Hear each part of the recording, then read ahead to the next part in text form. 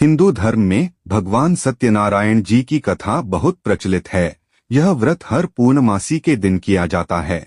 भगवान विष्णु को प्रसन्न करने के लिए भगवान विष्णु का ही एक रूप स्वरूप है जो भगवान सत्यनारायण के नाम से प्रचलित है। भगवान सत्यनारायण जी का व्रत पूर्णमासी के दिन ही किया जाता है। वैसे तो किसी भी दिन भगवान सत्यनारायण जी का व्रत किया जा सकता है, लेकिन पूर्णमासी ही भगवान सत्यनारायण जी का प्रिय दिन है। और वो इसलिए क्योंकि चंद्रमा इस दिन ही पूर्ण कलाओं के साथ उदित होते हैं और पूर्ण चंद्र को अर्घ देने से व्यक्ति के जीवन में पूर्णता आती है। किसी भी कार्य के लिए अगर वह सत्यनारायण भगवान का व्रत करने का संकल्प करता है तो उसे कार्य सिद्धि अवश्य होती है।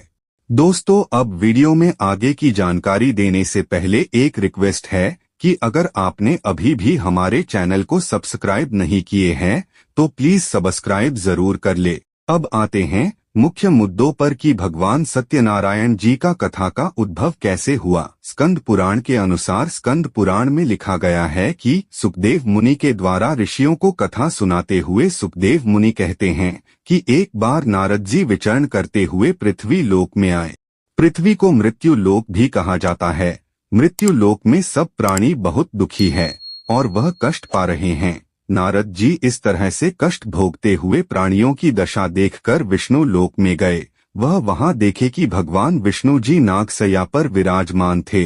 तभी नारद जी ने उन्हें नमस्कार करते कहा, प्रभु आपको मेरा बारंबार नमस्कार है।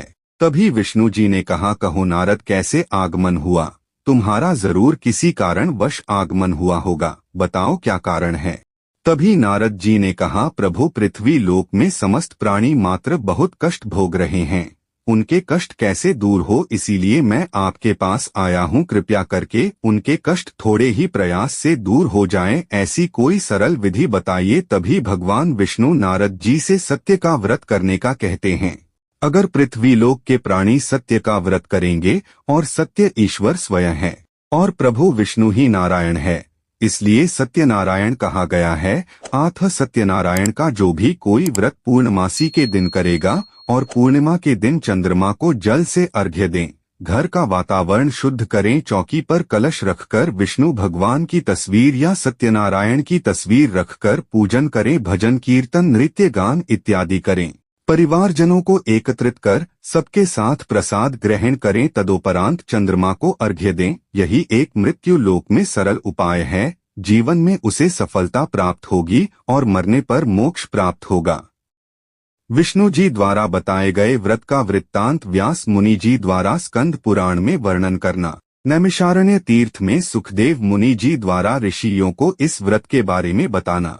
सुखदेव मुनि जी ने कड़ी इस सत्यनारायण कथा के व्रत में आगे जिन लोगों ने व्रत किया, जैसे बूढ़ा लकड़हारा, धनवान सेठ ग्वाला और लीलावती कलावती की कहानी इत्यादि, और आज यही एक सत्यनारायण कथा का भाग बन चुका है।